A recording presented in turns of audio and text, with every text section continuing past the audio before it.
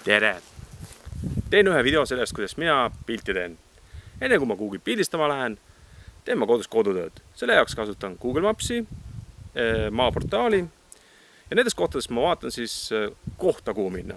Lisaks tuleb vaadata pilvede liikumist, mida näeb emhi.ee-st ja tuleb ka vaadata päikeseloojangut. Seda ma vaatan sunkalk.netist.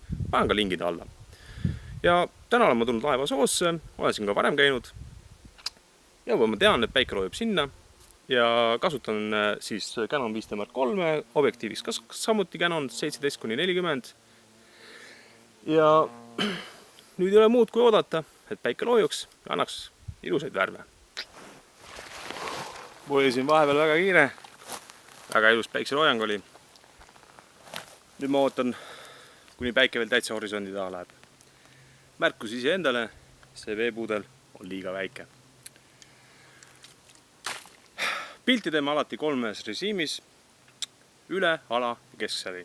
Kui sellest jääb väheks, vaatan veel üle, kas kompenseerida midagi. Sest alati on hea, kui on rohkem materjali, mida pärast kodus läbi vaadata. Kui puudu jääb, on asi palju hullem.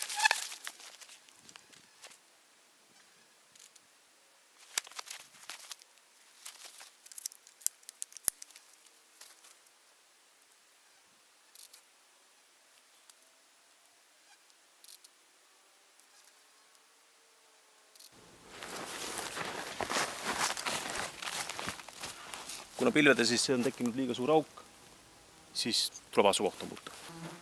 Mul väga ei vedanud asukoha otsimisega uuesti. Arvan, need pildid, mis ma sain selle ennem. Nüüd ei ole muud kui koju minna ja arvutusi üle vaadata, mis välja tuli.